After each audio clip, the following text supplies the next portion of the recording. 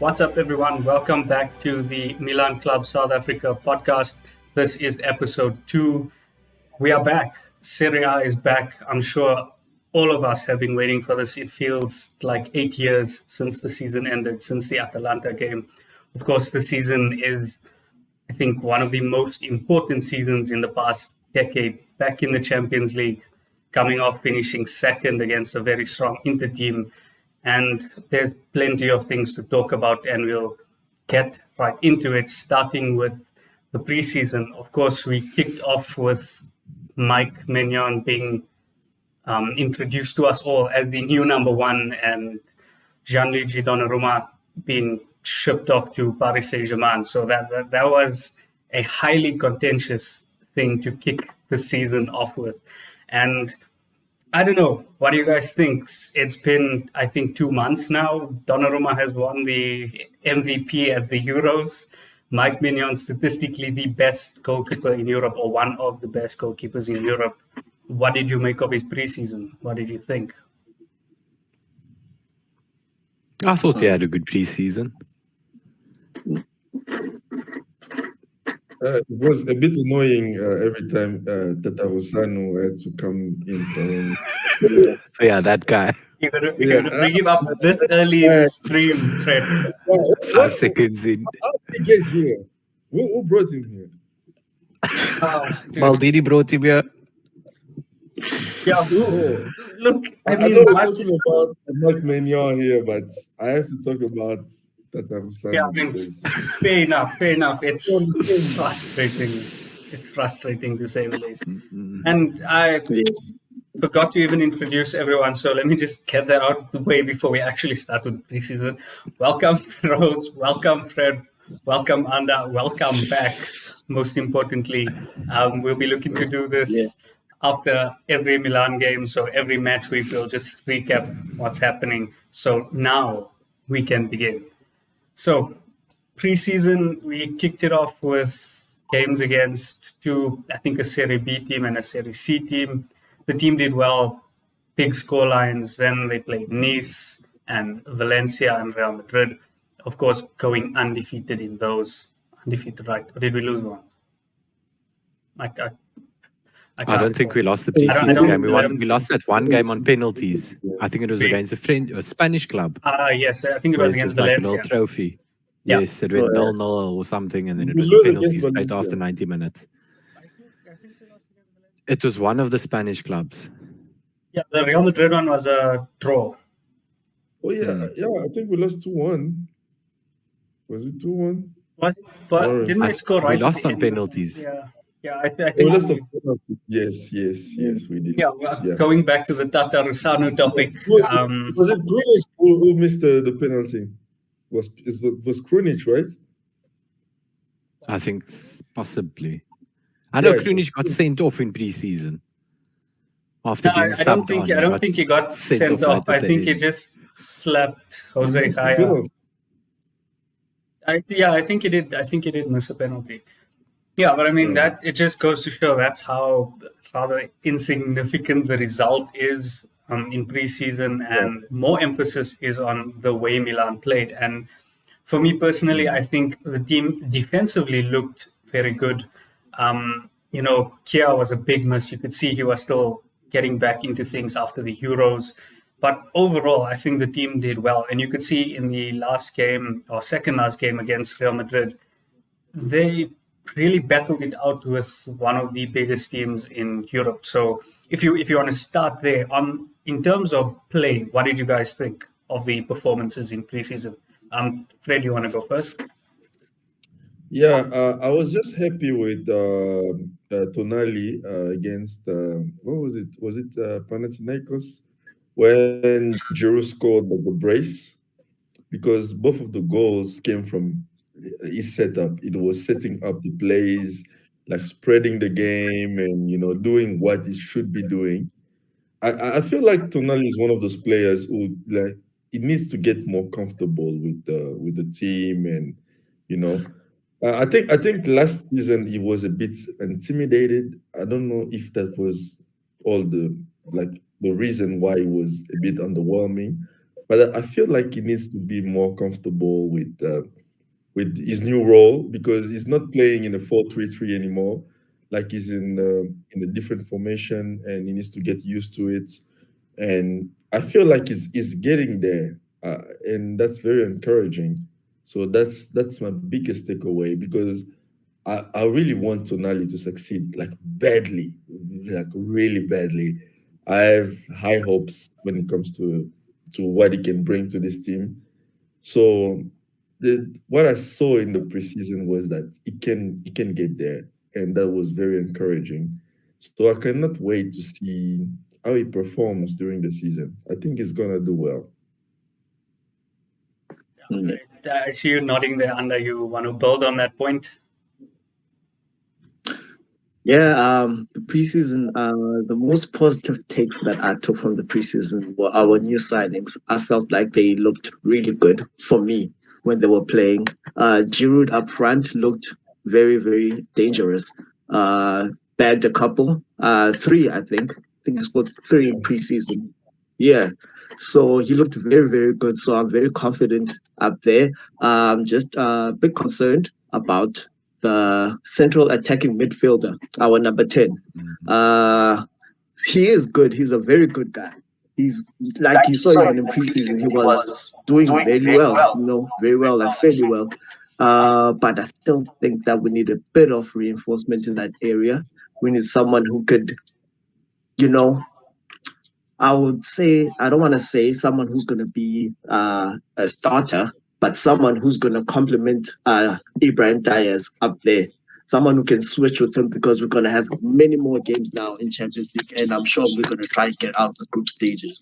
I mean, we don't want to get knocked out before the group stages, so that means that our calendars are going to be filled up. So we need someone who's going to be able to get in the game and actually know what to do. And another worry of mine was the number one, the goalkeeper. When Donnarumma left, I was heartbroken. I was shattered.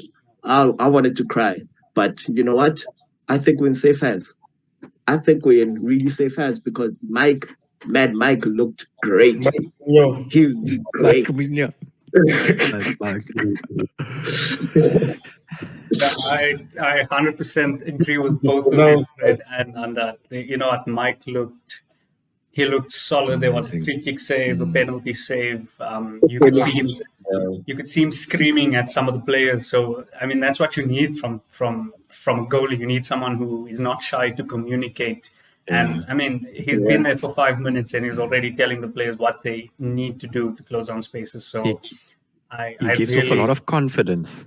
100%. 100%. Yeah. Like he's very secure about his positioning when he comes out, like for corners, setting up his walls for free kicks and stuff, communicating with the defenders and all of that. Like he just slotted in. Like he looks like he has a really good, like not just quality, but like his mentality. You can also see how the team plays around him. They're not scared to give him the ball. So there's that trust that's already been established. And he made a mistake. I think it was in the Madrid game, which is, I think it's good that he got that out of his system. So he got the scare out and he'll build from that.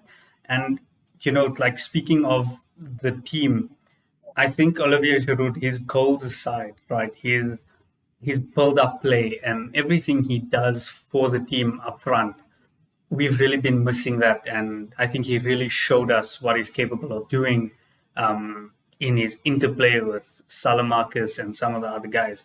So what do you guys think? Would you still start Ibrahimovic over Giroud? Would you prefer to have both of them playing together? It's a really tricky one, but I think it's I don't want to see both of them playing together, I don't think especially in the beginning of the season. I don't think it's that tricky. I don't think we need to change anything. I think, firstly, I don't think Ibrahimovic is going to play a lot of games this season. Let's be realistic. It's probably he's going to get injured a lot, and I think we only need one of them. They are very similar. So playing both of them means like we're gonna sacrifice a lot, like in build up and like in not the other parts of the field. So I don't think we need that to do that because If you have Giroud up front and Ibrahimovic is injured, then you are covered. If you have Ibrahimovic and Giroud is not there or is on the bench, you can still have the same impact when Ibrahimovic gets tired and you take him off. Mhm. You get Giroud in there. You still get the same kind of player, but without giving up too much on quality. And it gives you options. If you start both of them and it doesn't work out, then you have to take one of them out, and you don't have that luxury of having one of them coming off the bench. So I feel like we just need one of them right now, so we can have like Rebic or Leao on the left, Salamontes on the right, and Diaz or another attacking midfielders in the middle. So I think our formation is better. Is the best we can get right now. Changing that is not gonna work. I think we need one of them only. One of them has to. You bring up formation, right? So you firstly brought up personnel and then formation. Would you prefer Milan to stick with the 4-2-1-3 or 4-2-3-1, or go 4-4-2 and still keep either one of Zlatan and Giroud with I Leao think or a Rebic? 4-4-2 only works if you have a second striker that's like Leao, or a second striker who can support the other one. Someone like Like Giroud make or runs in behind and stuff. Like yeah, a they want Timo a Werner player kind of guy. with a faster second striker. Yeah. Both of them together, they are too similar. I think Giroud and Ibrahimovic are too similar. They cannot play together. Just the two of them up front is not going to I work. think the only time I would like to see the two of them actually play together is if we behind or we drawing and there's the last 20 minutes to go. Those Yeah. small teams that you're playing where they're just parking the bus and we just can't Yes, get through and we just start whipping the balls in. Yeah. Now that's when I would like to see the two of them Yeah, play I together. definitely. Yeah. But as a It's, start, it's a never. it's a good point, Fred, because we saw last year how Pioli perhaps struggled a bit to integrate Mario Mandzukic with Ibrahimovic on the field. It's sort of redundant when This is the the game is problem. over.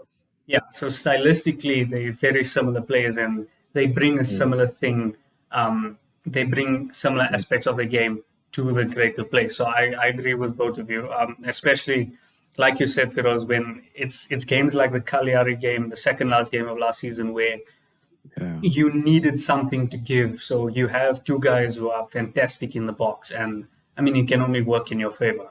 And we've seen Theo Hernandez, his deliveries.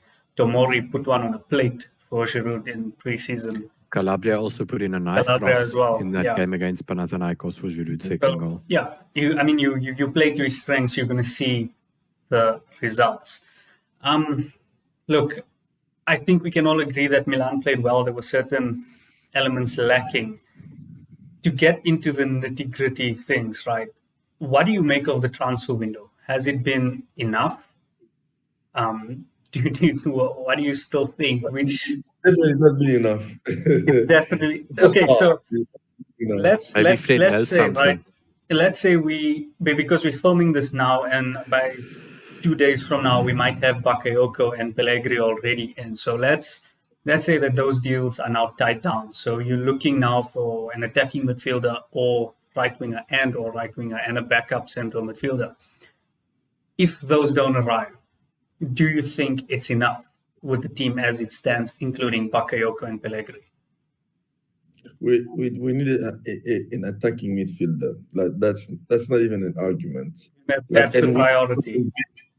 Like someone who can take over the game and dictate the game and someone like everyone. I know. Did you guys see his performance today, though? Nah. One goal, his first goal was quite nice. Like, we were talking about it before you came, but it's not a surprise. It was against Genoa.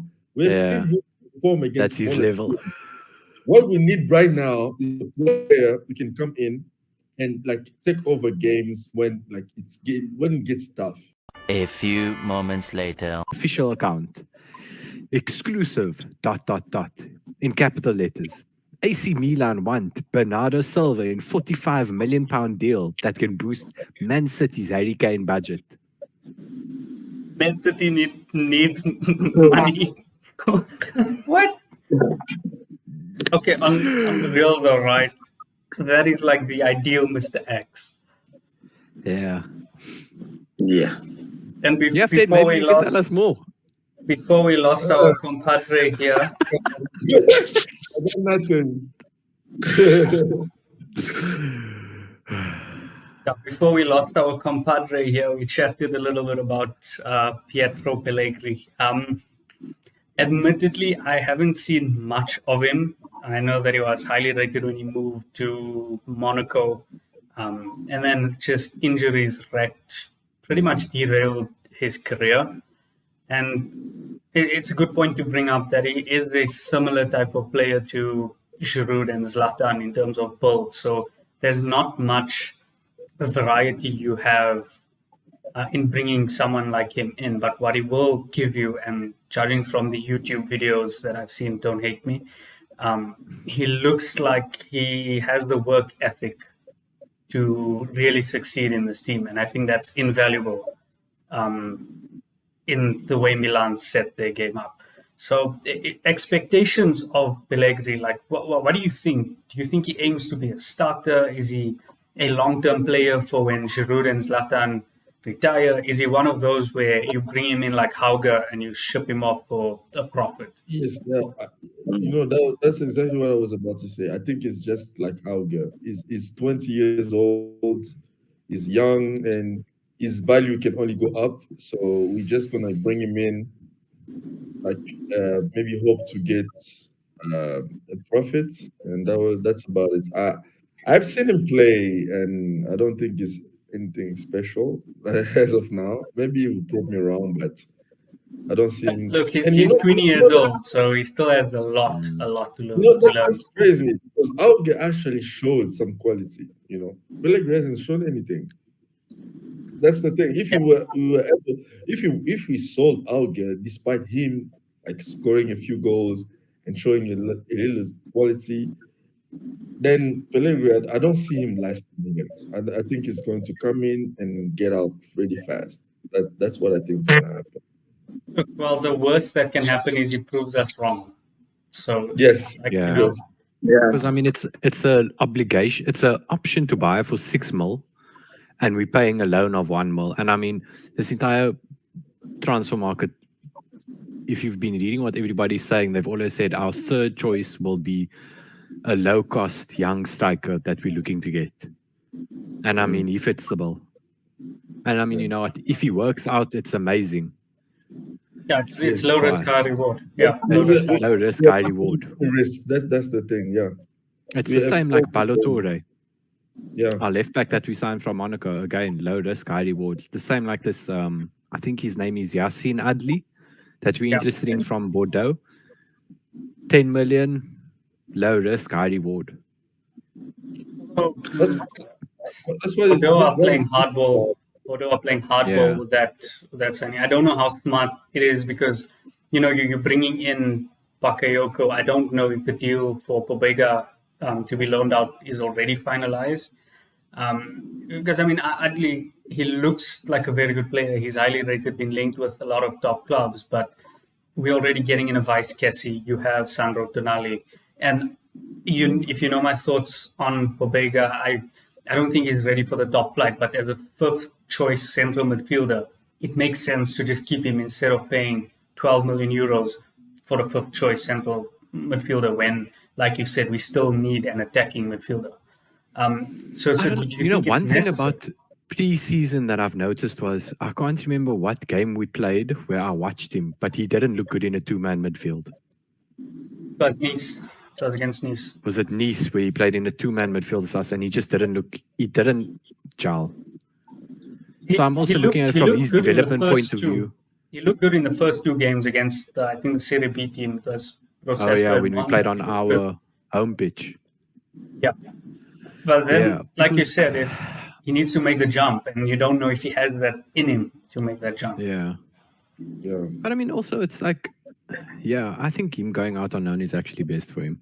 There's no point now, like for me, from my point of view, is You keep him as a fifth choice midfielder, but when he plays, he's going to play in a two-man midfield and he's not really going to do well. I'd rather loan the young guy out maybe to like a Torino where maybe he's a fourth choice midfielder, but if ever he does play, he plays in a midfield three. That's more suited to his qualities. Even if he comes back and we're not going to play him in a two-man midfield, but he does well there, his transfer price maybe goes up. Now he plays a couple of games with us as a fifth choice in a two-man mid. He doesn't do well, and we all, what's happening with this guy? Yeah. And what do you think? Do you put your bets on Adli? I would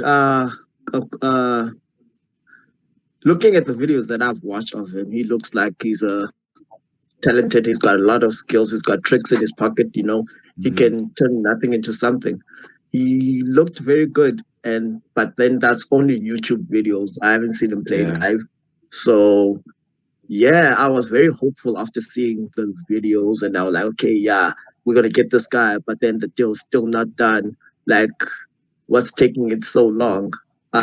When is it going to be done? When is it going to be officially like, okay, we signed this guy? It's these things, of us taking so long to sign these guys, and then all of a sudden some other team just out of nowhere pops up and they're like, hey, that's my guy. And then they take him like that. And we've been linked to so many people in the season. Do you remember Mohamed Simakan from last season? There's so many. Simakan, the centre back from the French league. Yeah. Yep. Like one thing about our management is we don't participate in bidding wars. If we look at a player and we say you are worth 8 million, that's what we're offering. If somebody else comes in and offers 10, don't even tell us that person's offering 10. We're still offering you 8. And sometimes it can frustrate me. Yeah, it's definitely frustrating from the spectator's point of view, but it's healthy policy for the club business point of view. And another angle to look at this, right? We mentioned Florenzi coming in. He has so much experience. He can play in centre mid, right back, left back. But you mentioned him playing on the right wing. Perhaps Adli is brought in to supplement Brahim Diaz. So Brahim Diaz will be your primary number 10. And as a backup, Adli will be a central midfielder, defensive midfielder, and attacking midfielder because he has that in his repertoire. From what I know about him, I think he started off as an attacking midfielder playing for the French under-20 team, and he's moved into a more central midfield role. And it's good having a player with that versatility, but is it enough? So over and above Adli, is it worth getting a proper playmaker like a James Rodriguez, Vlasic, Isco, Ziyech? I don't know. There's so many names that just pitch up. For me, I think without a doubt, I mean, we're playing in the Champions League this season, and for me, one of the most important things of this season is us making sure that we qualify for Champions League again next season. Like, we need to continue with this building process. And I mean, okay, we haven't splashed big. I think the team as it stands could possibly, would definitely be in a fight for a top 4 in the league. But nothing that I'm looking at saying it's a cemented position. Yeah, I agree with you. I think it's going to be a really difficult title race. I mean, Milan lost 2 players in the spine of the team, so that's never going to be easy to replace. Yeah, look. The other thing is we bring up all of these names, right? But obviously, the management have to work within their limitations. So at the end of the window, we might be stuck with the team as it is, and then that's up to Pioli to make it work. In terms of expectations, sorry, Fred, you were saying something? Yeah, I was going to ask, did you guys see that little jab Chalanolu took on his former teammates at the end of the game? Where he said it's easy to play with quality players. Oh man, that hurts. This is after a goal and assist against Genoa. That hurts. Like you know why it hurts? I don't even care about him taking shots at Milan as a club, but his former teammates have been nothing but supportive. You see, Salamancas or Abria, all of them have been like wishing him good luck and liking his posts on Instagram and stuff like that. And now he's just like taking shots at them. Like, feels like No sportsmanship, bro. No sportsmanship. No respect. There's no. But I mean, we could see the writing on the wall when he posted that picture of him painting with the caption "Thank you" as his. It Thank just you shows to the kind club. of person he is, you know. Yeah. No I class. think he was very Yeah. salty that management didn't want to give him the extra million to stay. Yeah. He's done. Frankly, he's And I done think he nothing also to got a warrant lot it. of hate on social media from Milan fans. I mean, Yeah, he started. I think at some stage he there's a started lot blocking of everyone. slander. Yeah, on Twitter and on Instagram. But you know, this kind of things never ends well for players. You know, it's like he's trying to prove something. Like, you know, like The difference I'm is, better like, than your if players, I'm better than your club, and you know, when like you know, Ronaldo and Zlatan act like that, right? They back it up constantly. Yeah. Yeah, To this day, what has Hakan done to really, you know, that's what I'm saying. It's not gonna end well for him because we know the kind of player he is. He's not that guy. Bro. Yeah, he's you're not not that that guy. guy, pal. You're not He's that not guy. that guy. He's not that guy. It'll end in tears. You know, Yeah, it's so not gonna end.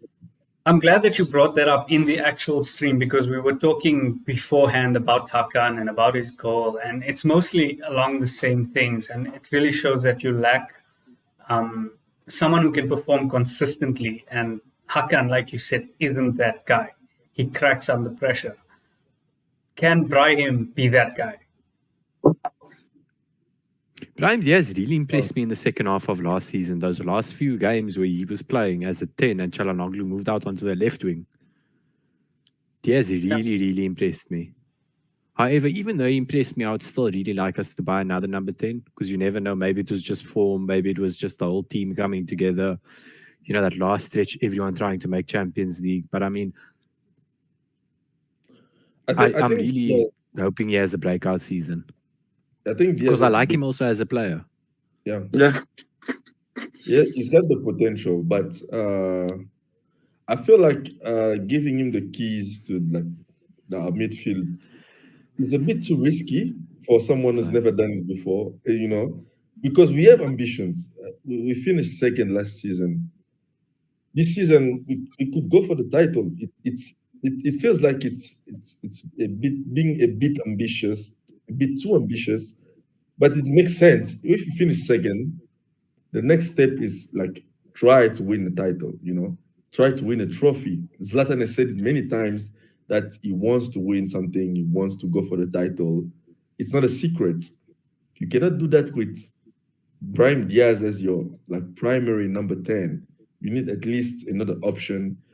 I feel like Brahim Diaz being the second option did like good things for him last season because to motivate him bench, so he had that hunger like to come in and then prove himself.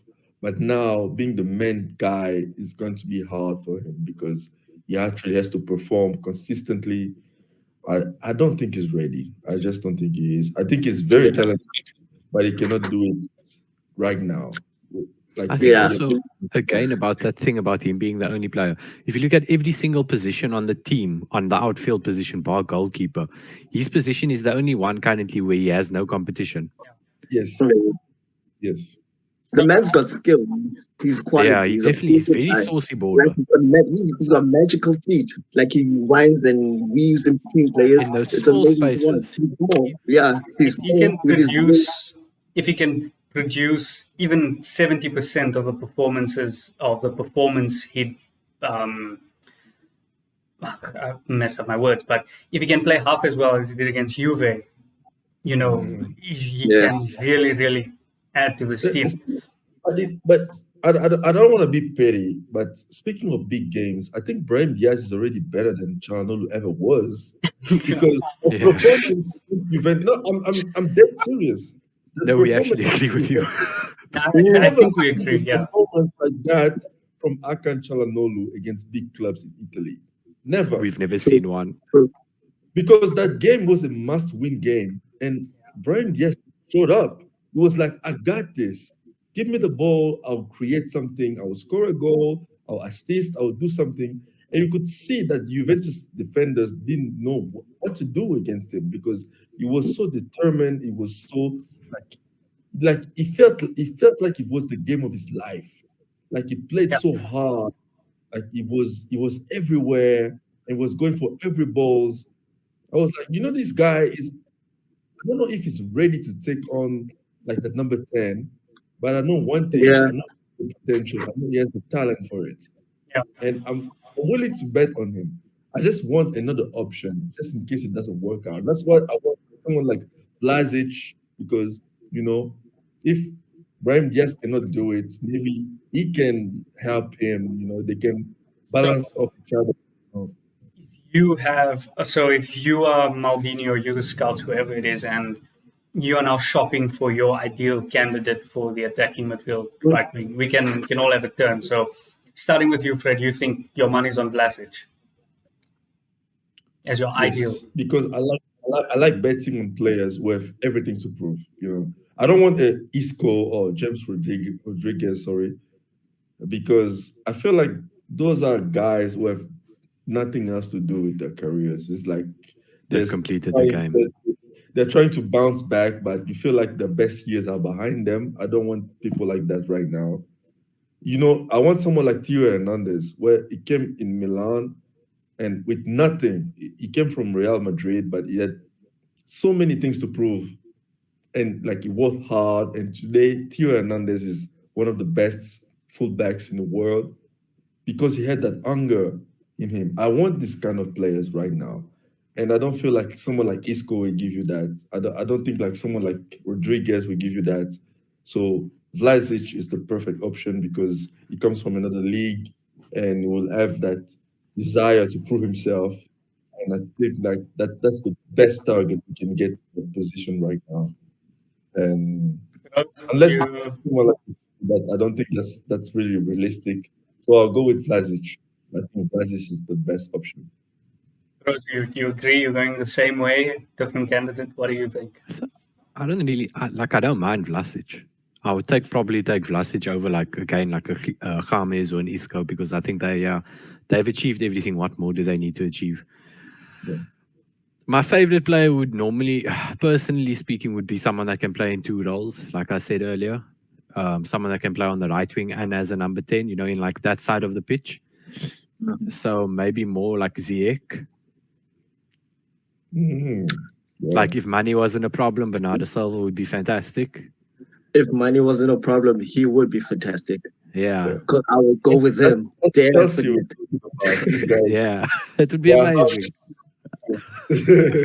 So yeah, that's more of like the 70 million or something. The type of player that I'm looking at. A hybrid. Whereas I look at like Vlasic and I say, you are number 10, but if you had to play on the wing, you wouldn't be able to play on the right wing. You'd play on the left. Whereas now we're looking at our right wing spot and we're like, Salamakis and Castillejo. That's not looking good. Oh my goodness. But it's a bit dry there. We'll have to talk about Castillejo at some point because Castillejo podcast. About that guy. I've got a lot to say.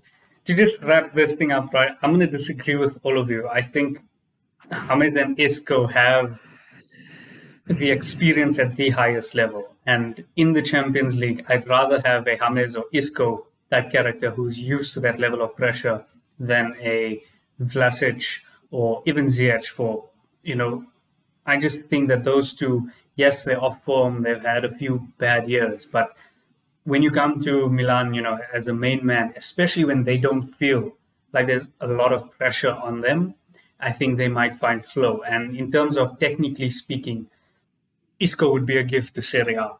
I think, James is a phenomenal player when he's playing in the number 10 role, something he hasn't had the opportunity to do outside of, I'd say, Everton and the Colombian national team. So for me, my money would be on those two. But again, wages is another thing. So it's certainly going to be very tricky to get those guys in. Bernardo Silva would be perfect. It is. I mean, he's perfect for any team. Maybe not City, but... Yeah. But again, it's still not realistic, if we're being honest. So that's also the problem because we also have to consider what we can sign because we talk about players but then there is the reality and we cannot sign anybody. it's like I said, Coutinho will be perfect because he can play on the wings and in the middle, but it's not realistic. So we cannot talk about Coutinho. But in terms of being realistic, I think Vlasic, for example, is like fits everything. And Isco is also realistic because he's trying to. I think they're trying to sell him, and his salary is not that high, so we can afford him. So yes, but I personally think that Vlasic. I'm looking for a Theo Hernandez type of deal right now. You know what Also, I mean? Moncada is probably the best guy to get you that because Yeah. his Isco, scouting has man. been fantastic. With Isco, I think with Isco, it will be a matter of hunger because he's gonna want to prove himself since he's been outcasted by Real Madrid. He's gonna want to do something so that he could be like, yeah, I still got it, and you guys left that. So I think he's gonna come with that type of mentality where he's gonna just go all out, just to show the world that he's still Isco. He's gonna kind of reinvigorate himself, it's going to be a rebirth of Isco if he makes that move. That's how I would see it. 29, 30. I think that's Isco. Yes, something to prove. He's late 20s. Yeah, so I mean, a player like that, especially in that role, he could carry on for the next 5 years easily. If you look at someone like Iniesta, he could play that kind of game. But motivation is the thing. What would be your reaction if you got someone like Candreva instead? Oh no! I would rage. I will never appear on this podcast ever again. I'll leave our group. I'd rather have Tata Rusano playing infield than Candreva. Twitter would explode. Like it would be a mess. Like, to be honest with you, I'm not that excited about Florenzi, but I'm so happy it wasn't Candreva. Like, it makes me happy that we signed Florenzi. Because, I mean, Candreva could have been an option because he could also sort of slot in there on that, like, right wing, right back side, right wing back, like what he played for most of his career. Low wages, low transfer fee, Italian guy. Thank goodness we went with Florenzi. Like, I'm a big Maldini defender, but if he got Candreva, I'll be like, bro, I cannot defend that. I'm sorry. What are you doing, my guy? That would have been just a classic Galliani signing. Candreva is where I draw the line. Like, yeah, I think we unanimously agree with you on that one. Speaking of like the whole outrage thing, right? If Castillejo is still part of the team and they don't sign a right winger, would you be happy or would you defend Maldini or? I don't know. I mean, what can the guy do? I mean, Maldini has to work within the lines of a budget, and if the budget says, guys, we can't have 3 right wingers because Castillejo refuses to leave, what can you do? Yeah. Look, but judging by the news, though, if I remember correctly, what was said is that Maldini and Milan actually refused to let him go because Getafe only wanted him on a loan, and I think they needed the cash up front. So from that perspective, is it better to maybe keep Castillejo as a squad player instead of sending him out on loan just for the sake of getting rid of him? If you're not bringing in another right winger, is he more useful than he is useless at the end of the day? For me, definitely. I'll keep him a squad player. You know the thing with Castillejo that really pisses me off is that, you know, when Suso was still here, when Castillejo had to compete with Suso, who was a starter, that guy was amazing when he was coming on, like off the bench, and it was like, this guy can be something. But these days, it's just like, is this guy even trying anymore? You know, like you missed. That's just how he played. Like no, I feel like he lost something. Like didn't he score an amazing goal last season? 2 seasons ago against where Paul. He cuts in and he slots it in top left corner. It was against Paul 2 seasons ago. My Samu. Castillejo was really good when he came. Like his first season with Milan, when he was trying to steal that starting spot from Suso, he was amazing. But ever since Suso left, it's like he lost that desire to prove himself. He does. He He's does come across as capable. very content to just Yes, sit there and yes. earn a salary. You can see. You can look at the way Salamakis plays. Also, he's a lot more willing, a lot more involved. I love Salamakis. That's another thing is he's probably been one of Milan's most consistent performers since March last year. Is it really fair to him to replace him? It's so weird because he's a player who has obvious limitations, right? But what he does extremely well, and you can see how valuable he is to the team when he is not playing. Yeah. So, I like Salamanca's a lot, but I'm sorry, he cannot be your starter right winger. He needs the to get more Champions right. League. He needs to. League, you see that Champions League lineup, and then you just check, Salamakis, the right wing. Everybody will be like, who the hell is that guy? What Pokemon is that? Watching Milan for the first time in 9 years, and there's some salamander guy on the right wing. Look, he might just prove us wrong. Look, you imagine he balls out. Would love it. He's one of the guys who can give you a lot in terms of, and he fits Pioli's system. Like he plays really well. He presses really very well. Yeah, I think that's one of the best things about him. But when we don't have the ball, if you want to win, you need more than just pure desire and grit. You need quality, and he's not enough. I'm sorry, he just isn't. Yeah. For me, I feel like Salamanca's is bench, but you need someone better, like starting on that right side. Yeah, for me, it's the same situation with Dyers in the number 10 role. Like, you need someone who's solid there, who's just going to reinforce that position, so that we can be a bit confident going into the season, which is going to be packed with games. So we want to win everything. Of course, we want to win everything. I mean, I miss the feeling of winning. I want to lift something this time. So we need people that are going to show that we want to win on those positions. And it's important because I want to say, have you guys noticed the difference someone like Zlatan made with the team? Because much has changed before Zlatan, because we had the same players, but Zlatan came in and was like, I want to win the league. I want to win this. I want to win that. And that's just perspectives, because these guys, a lot of these guys are young, and most of them haven't won anything. So they don't know what winning feels like. So when you have someone like Zlatan coming in and he's like, what are you guys doing? We need to win this. We are AC Milan. Like, okay, so this is what we do here. So it's a different thing. That's why I like having people like Giroud coming in, because Giroud has won everything. He's won the World Cup. He's won the Champions League. He's won like the Premier League. He's won the French League.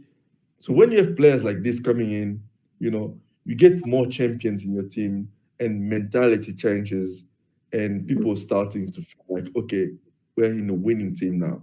We need to win games. We need to win those. I think that's what we need most. Like, we need the young players, but we also need players who know how to win. That's why I kind of agree with Farhan here when he says like Isco would be a good addition, because he adds to that mentality. Okay, you have to win. You have to win titles. You have to win games.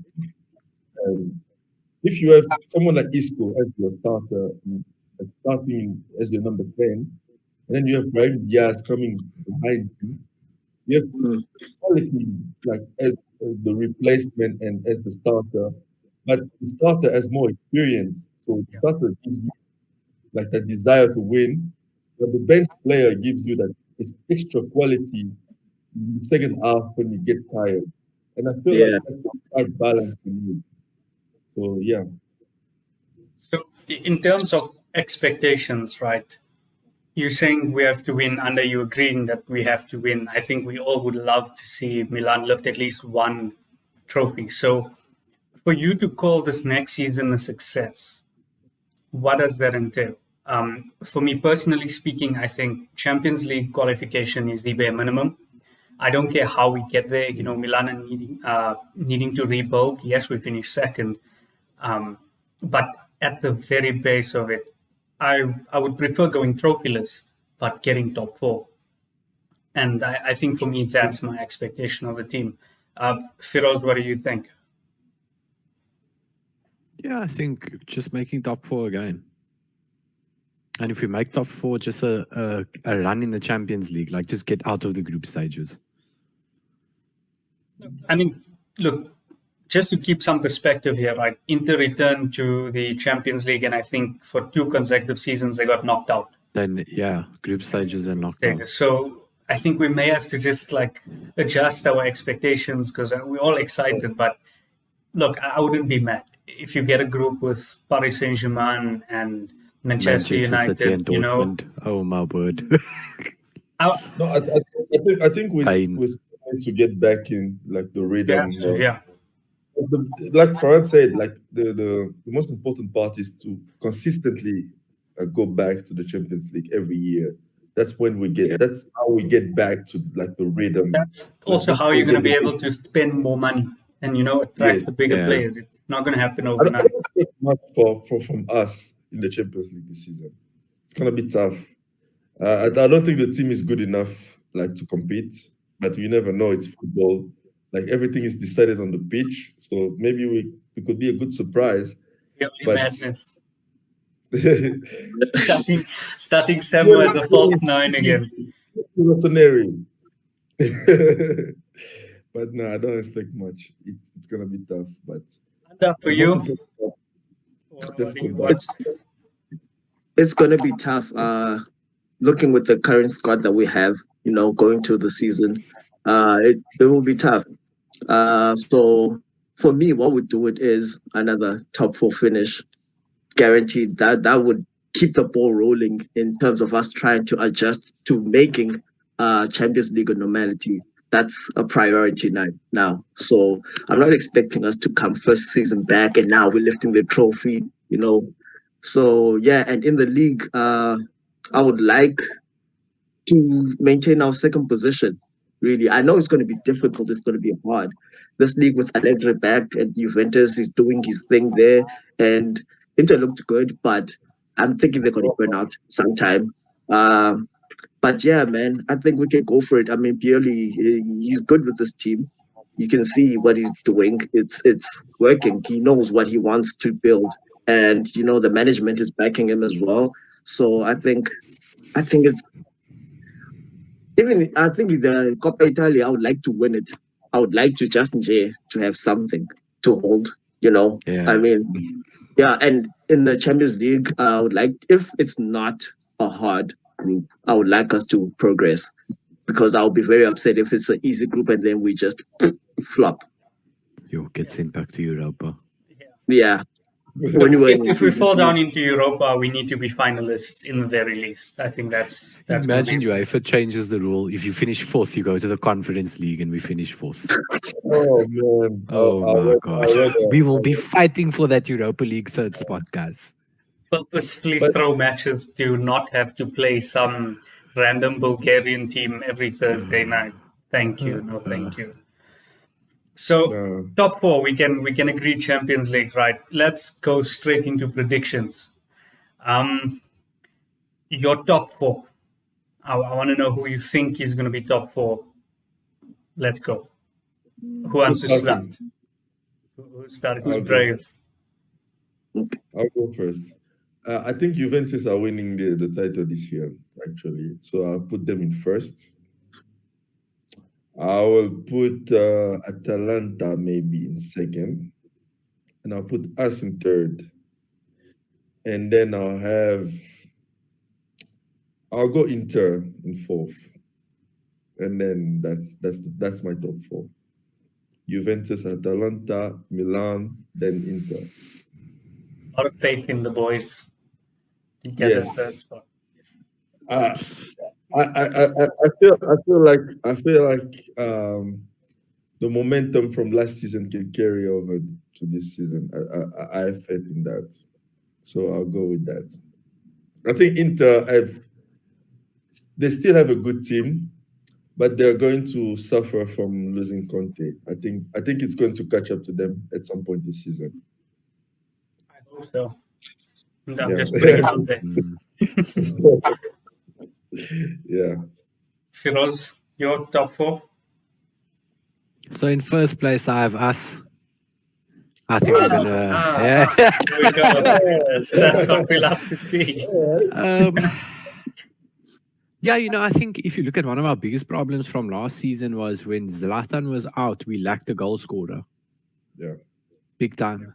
And I think if we manage his minutes this season reasonably and don't overplay him, I think with Giroud up there as well, there's no doubt I don't see us having a striker problem this season. I think now we have Tomori back. Hopefully Benassa stays fit. I'm expecting Tonali to have a really good season. I really think Rafael Leao is going to have an amazing season this season. And I still think with the transfer market to come, I think we're going to have a surprise. I think we're going to have someone that's going to do really well. So my second and third, my second was Juventus. My third was Inter. And my fourth is actually Napoli with Spalletti. I think like that guy, he's always been the manager that gets top 4. You're leaving out Atalanta. Yeah. I don't like that club. Gasperini's super source I can't stand. Ever since we lost 5-0 in that last game against them before the December break, before Ibrahimovic joined, and he was jumping up and down on the sidelines. It just that might just have been the best thing he could have done. That was the turnaround for us. I think he might be the most unlikable manager in the league. Like, yeah, I can't stand him. I really don't like him. And I don't like that team. They played Champions League in our stadium last season also, which hurts even more. Yeah, the disrespect. Yeah, patronizing. Okay, I have Juventus first because I don't want to talk about it, but I have them first. I have us retaining our second spot because I feel like once we start getting into our rhythm, we are hard to stop. Because last season away, we were killer. Last season away, we only lost to Lazio, that 3-0 loss. We were killer. So once our engines start moving, I think there's going to be very few that can stop us. And all of these other guys, Inter, Juventus, all of them, they're going to lose to these stupid little teams like Genoa. Genoa will come and surprise them 1-0 and the match is over. They're going to drop those points. So I'm counting on them to drop such points, a lot of them. And Inter is probably going to have a mental breakdown and Hakan is going to sit down and be a missing player the whole of the second half of the season. So I have us on that second. We're going to hold that second. And then the third, I'll give the third to Atalanta. Yeah, I'll give Atalanta the third position. And then fourth, I'll give to Napoli. Both. That was actually going to be my predictions as well. I think Inter at some stage, because of how unstable things are, I don't for a second think they're going to get into the top. At some point, they're going to crumble. And whether that's in the midst of Champions League despair or a few injuries and their squad is thin, something is going to give. The key, I think, for Milan finishing second would be, even first, right, is injuries. I just want a fit squad. That's all I'm really asking for. Even if the squad stays as it is, I think we can comfortably get top 4. But the difference the injuries make, that can mean the difference between first or second or third. And Juve, of course, under Allegri, they're going to be something else. I don't think anyone's going to take the league away from them. Milan can finish second. Atalanta are going to finish third. I mean, they're not going to waste all the special sauce or nothing. And as for Napoli, they've been moving in the right direction, and I think they might surprise Inter. But yeah, that's just my top 4. Although I hope Firoz is right. No one's gonna have Mourinho's Roma in the top 4. Oh no. Conference. I think for Roma to finish in like a fifth or sixth would be brilliant for them. Be good, quite decent. They have a pretty bad. Roma have they've spent quite a bit of money this transfer market. But I'm looking at the players and I don't really see anyone that's like making them better. They've done like an Arsenal. They have Tammy Abraham now, I think. Oh, yes, they do. They have Abraham. He's the only one, though. I haven't seen anyone else. Like, I'm trying to think of centre-backs that are good. No one comes to mind. Tammy Abraham is also going up against Lautaro, Dzeko, Giroud, Zlatan Ibrahimovic, Dybala, Cristiano Ronaldo, Zapata, those guys. So he's not going to have it easy at all. But I mean, also Mourinho also might just have a fallout. Yeah, Mourinho is Mourinho. You never know what you're going to get. It happened at United now and Tottenham. I hope for Mourinho's sake, like I like him as a manager. I like him. Jose makes things interesting.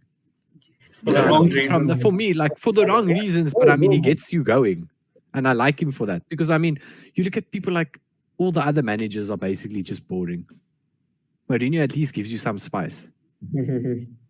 It's all fun in games until Allegri drops Ronaldo for the first Champions League game. Then it's going to get really spicy. I can actually see him doing that.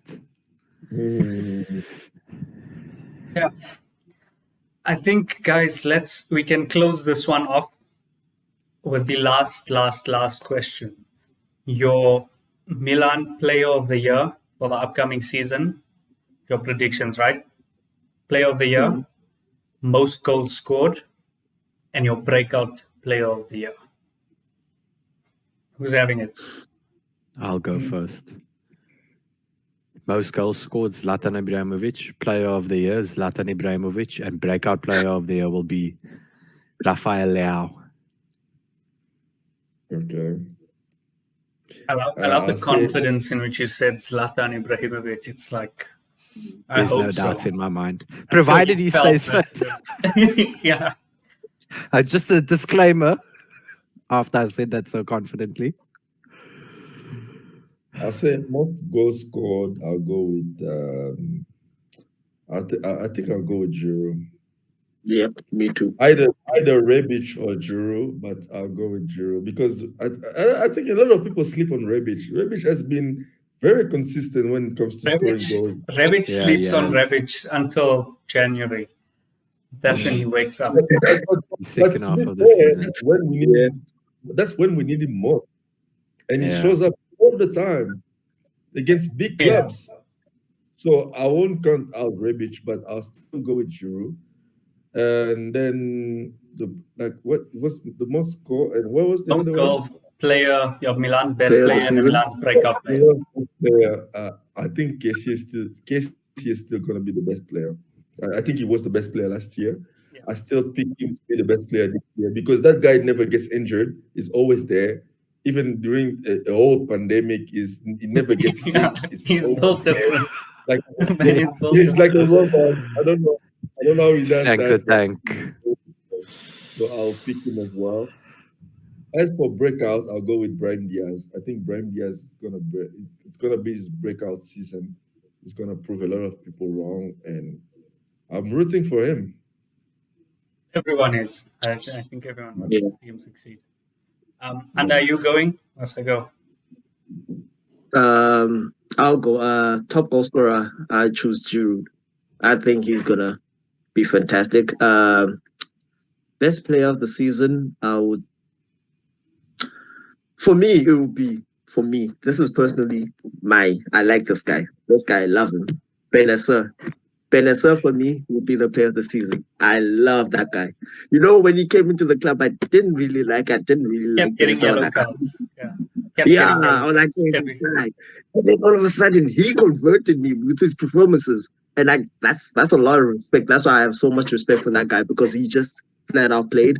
He'll be my best player of the season for this coming season. And then breakout, I will say Tonali. Oh, yeah. Makes sense, yeah. I agree, yeah. I also think Tonali is going to break out this season. Yeah.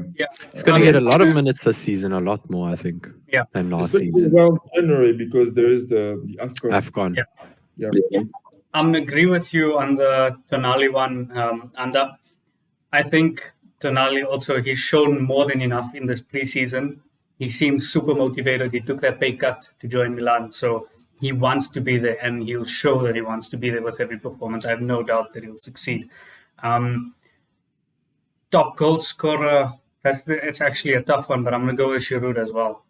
I think Zlatan is going to be used sparingly, and that's why Giroud and an additional striker has been brought in. And again, I think Zlatan will easily hit double digits if he stays fit. So I'm hoping both of them can. That would be fantastic.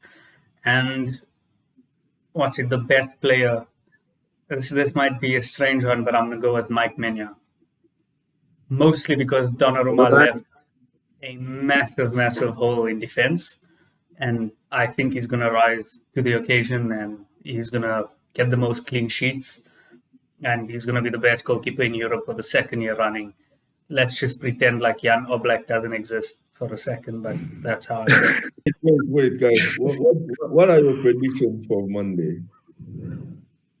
Oh, I think we'll smash Cagliari 3-0. We're going to win. Is it some Sampdoria? We're playing against Sampdoria. Oh, it's Sampdoria. Nah, you want to give a match? You want to give a prediction? Yeah. For the game. Okay, let's do that. Who's starting? Giroud double. Man of the match will be Kessie. Defensive. Kessie's injured. Is he injured? Yeah. Kessie's injured.